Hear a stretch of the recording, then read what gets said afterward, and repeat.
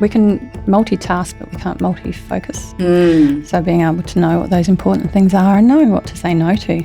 After 21 years as a partner with a chartered accounting and wealth solutions firm, I kind of woke up one day and just knew that the only way forward really for me was to cut loose and go and do it on my own, which is what I did about 3.5 years ago. Angela commenced Best Business Results, a provider of focused people, profit and growth solutions to small and medium businesses. They don't have to be doing exactly what their competitors are doing. You do what's right for you because, like with accounting firms, there's a lot of legacy within businesses. Angela's client base is very broad and consists of local, regional, national and also international businesses, including a wide range of sectors, including professional services firms, food and wine, manufacturing, health, training, construction and many more. I get inspiration from being able to do business as well across the globe. Angela's purpose is to make sure that businesses and the people in them become the best they can be. Hi, I'm Sarah Bartholomew's from You Legal. The Accountants on Purpose podcast showcases inspiring accountants who are leaders in their field. And then it just came to me like a bolt of blue. What makes them tick? Love it. How did they get to where they are? I want to inspire. And what do they do now for their teams, their clients, and the world? What's the first thing you notice about someone? Maybe their eyes, I think. Mm-hmm. Sort of see into their soul, I suppose, but never take anybody on face value. Oh, some good lessons in that. Mm. Finish this sentence. I would eat anything put in front of me except... Lamb's brains and rabbit. Two. So offal is not a thing generally? Well, no, these are the things my mum used to cook for my Did dad she? when we were little that she's sworn she'll never ever do again. But the rabbit probably may have even been trapped or shot by me.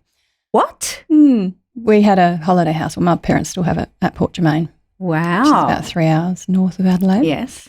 And we've been going there for school holidays since mid-80s and even before that because my grandma lived at the back of the block that mum and dad bought and put a house on. So we had an idyllic childhood running around, swimming, Nice. fishing, crabbing, Beautiful. shooting little animals. Goodness. But I wouldn't do that now. No. But no, it's all just too gamey and, lamb's brains, that's just not right. No, I went to Korea a couple of years ago and this was put in front of me. It's, I don't know, maybe octopus or something, and it was twitching. No. I thought it was alive, Mm. but they put salt on it and it twitches like it's alive. Yeah. And then people eat it, Mm. but I was not that No, brave. no, that's just wrong. It is, isn't it? Do you have any hidden talents other than shooting rabbits? Well, I was a mean shot. It wasn't a big gun. Shouldn't talk about those things these days. But probably, yeah, from those days as well. We used to do crabbing, either nets off the boat or the jetty or dabbing with the rakes. So I can pick a mean swimmer crab. Oh. Cooked crabs, like Dad was hot on it with us. If you left any meat in the shell, you'd get in trouble. So I can pick a mean crab. My Oh. kids love them too. That's a really good talent. They hang around me when I'm elbow deep. I don't catch them myself as much anymore, so I rely on my parents or my aunties and uncles to provide said crabs. You will prepare. I will prepare. I will. Yum. Mm, I love it with pasta. I had it just the other day. So it's really good. Oh, Mm. my parents-in-law live in Moota Bay, Oh, there you and go. so they Yeah. go crabbing there too. Yep. So Mm. it's great. So good. Tell me about Best Business Results and why you decided to start the business. Few reasons. The main one I think is because I was just feeling like I had a bit of unfinished business with what I was doing for my clients. When you're a partner in an accounting firm, you're expected to be everything to everybody. And when I think the time I left, we had just over 20 people and had 2 business partners and you just, you have to do everything. And I was never particularly that keen on the accounting and the tax side of things and much prefer to be doing the advice, the true business advisory work. So I kind of woke up one day and just knew that the only way forward really for me was to cut loose and go and do it on my own, which is what I did about 3.5 years ago. Yeah. I haven't looked back. That time's flown. Yeah, I know, right? And so do you feel like you get to work more in your strengths now? Oh, Yeah. yeah. I mean, that's all I'm doing now is the advisory work. So it's just, I suppose that unfinished business that I mentioned was more about just not being able to be as embedded as you need to be with your clients to be able to help them make that true change. Because that's what we're talking about, isn't it? Everything that we do in business, it's about change and something new all the time. And people have a lot of issues with that sometimes. And So- they don't know what they don't know. Yeah. So having the capacity and the capability to be able to do that, you can't do that really, really well if you're having to do everything else as well. Yeah. So it's worked well. It has. Mm. So what values do you have within your business now? Well, I suppose I don't really have a business. I'm more self-employed. So it's really more about Consulting. me. Yeah. So it's being kind to people and understanding where they're at. Everybody's got their own challenges and difficulties in life, and making sure that you understand that and don't prejudge. And just working with people that I know and Yes. like-minded people that kind of want your advice. So all those sorts of values, I suppose. Yeah, that works. You have another business that you own with your husband, which is very different from what you usually do. Can you tell us about what this is and where the inspiration came from? Lee and I were looking at an investment, wanted to do something with all our free time. He wanted to buy old houses and renovate them, but there's just no money in that really these days. Big commitment too. And it's huge commitment, and just didn't have the time to do it. So I met a mum through my kids' school who I helped her a little bit. I actually got her a job with one of my clients, which is amazing. And she and her husband and her family have got some short-term holiday let properties on the coast here in Adelaide. And so I was helping her with some stuff, and I got an insight into how much money they were making. And I think, well, that's actually quite a good investment. So we went hunting for some houses, and we found a couple in Glenelg. At the same time, we were building a house down at Middleton, which is the surf beach. Yes. And so out of that, we've created South Australian Escapes, which is a short-term accommodation for holiday and business travellers. And we've been doing that for a couple of years now. So, yeah, it's all came out of just wanting to do something with it as an investment. We should have put it in a stocks on the share market. That would have been easier. Yeah, it's not exactly a passive, It's not passive. investment. No, it's not. No, if my day-to-day is anything to go by, it's not a passive investment at all. Lots of comms. A lot of comms. Yes. Yes. So running two businesses must be pretty consuming. What keeps you inspired and motivated? Well, I don't ever really sit still. So I think I've got a bit of an entrepreneurial spirit. So it's just doing some different things, although I do talk to my clients about focus on those things that give you the best results. So I try not to spread myself too thin. But take your own advice sometimes. Yeah, right. But I manage it all. I fit it all in. I've got a lot of different things that I'm doing as well. But I think I get inspiration from being able to do business as well across the globe. Like I have clients across the globe. Wow. So using technology. So running the holiday let business based purely on technology really to do that. And then with my coaching, I've got this amazing online platform that I use and Zoom meetings and all of those sorts of things. So I'm really inspired by being able to help people no matter where they are. Yeah, that really, is really extremely cool. And so it doesn't matter for you where they're based. You can, yeah, that's amazing. So I'm a member with a group called Mind Shop, and I've been for about over 10 years now. Yes. I'm also a coach of some of our members, and I've just taken on the Australasian Regional Manager role as well. Oh, my goodness. Because, spare time. Yeah. Had a couple of hours. But Mind Shop really just gives me the training and the resources and the tools and everything to be able to do my consulting work really well. And they're ones that have built the online learning platform as well, which is just amazing. Yeah. So through that, I'm dealing with people, all over the globe, and mostly Australia and New Zealand. But, love it. So good. The time difference can be very difficult if you're working with people on the other side of the world. But it kind of fits with my lifestyle because I drop the kids off most days. I pick them up, so I'm doing those core hours, and then I'm often working at night or early in the morning anyway. So it just all fits. I'm the governance director for a global not-for-profit this year, and the calls that they have, so they're based in Washington, D.C. The calls that they have are 9:00 a.m. their time, which is after midnight for us. And I just can't do it. Like I need to sleep. Yeah. So I just say, I'll send you my updates.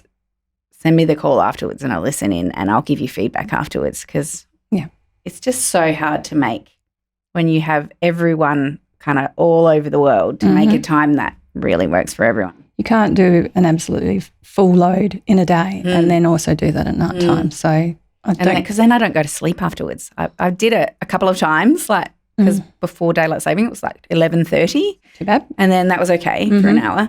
But then, and then it takes me an hour or two to wind down after the call. Yep. So I agree. yeah, Yeah. it's a killer. But my husband's English, so we've got family in the UK who we're, FaceTiming and everything all the time as well. So for us, it's just Part of life. part of life.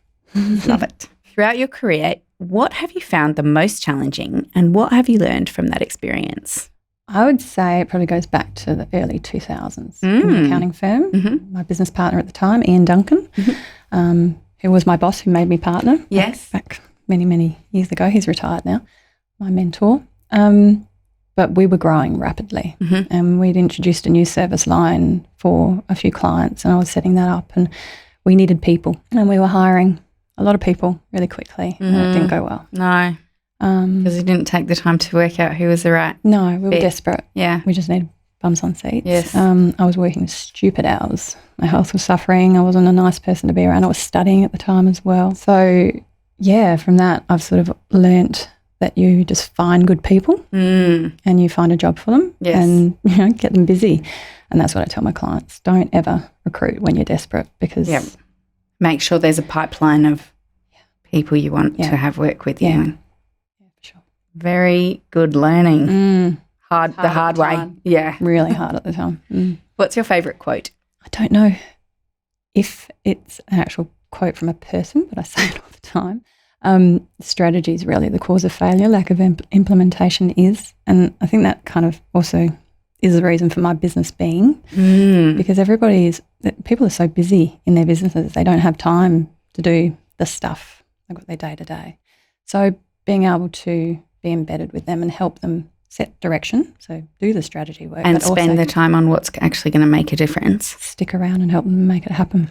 Not just doing what's urgent and not important all the time. Yeah, right. I think you can get caught doing that because you can, like I know I can because I feel good at it. Yeah. And I like the buzz of ticking things off and that sort of thing. But I know that there needs to be like a time block or a specific time every week where I do think about strategy or else I just get caught up doing that stuff all the time. Yeah, that's right. We can multitask, but we can't multi-focus. So being able to know what those important things are and knowing what to say no to.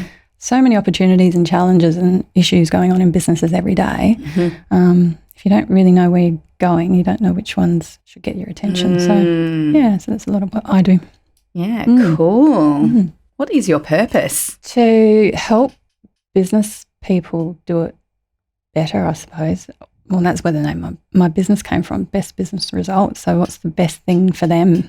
It doesn't have to be To get them where they want to go. Yeah, work it out first. Yep. They don't have to be doing exactly what their competitors are doing. You do what's right for you because, like with accounting firms, there's a lot of legacy within businesses, people, structures, systems. It's really hard to unravel it. Is there anything that I should have asked you that I haven't? Well, I do have a joke I could tell you, but I might tell you that after I tell you this. Okay. You could ask me whether all accountants should be business advisors. Okay. Should all accountants be business advisors? Because I think there's plenty of people out there telling them that they need to be. As part of their role as an accountant, that they also need to be taking that sort of role as well. Because compliance work, it's becoming more Automated. cost pressures and all those sorts of things. So my answer to that would be perhaps, because there's it depends. It depends. It depends on the person, but it also depends on what you think advisory is. Because you could survey 100 people and you get 100 different answers. So I mentioned Mind Shop before. We've actually created an infographic that I think is a bit of a game changer, and every time I share it with someone, they think, oh, actually, light bulb moment. Because you can be talking about the data that you're gathering, and we've got all of these different tools to be able to gather data through Xero and different dashboard products these days, through to insights that you can get from that data, through to problem solving and strategy and implementation. So it's not a continuum necessarily, but there's all these different phases of advisory. So it's working out where you sit, where your capabilities are. If you want to move forward from there, what do you need to do? So I know for me with my Mind Shop membership, that's enabled me to build my capability to be able to do what I do. Yes. But it doesn't mean that just doing the data and the insights isn't the right thing either. So it depends on the person and what the clients need. Mm. And I think they need all of that. Mm-hmm. So if a But whether or not someone's the right person to do it is another question. yeah, there might be somebody else within the firm that could do the rest of the stuff. So it's about having that conversation. You want my joke now? I would, you know what, I can never remember jokes, so I'm so excited that you came with the joke. I've got lots of bad dad jokes too that my husband's shared with me, but I don't want to offend anybody. So this is just That's the disclaimer. I'm doing this with love. What's the difference between accountants and lawyers? Oh, what is the difference between accountants and lawyers? Accountants know they're boring, Oh, but we're not. it's cutting. We're not. We're lovely. No, you're lovely. Great people. Totally. Thanks for joining me today. Thank you. It's been fun. Been fun. Thanks for tuning in to the podcast today. If you're still listening, you can find the show notes on our website, ulegal.com.au.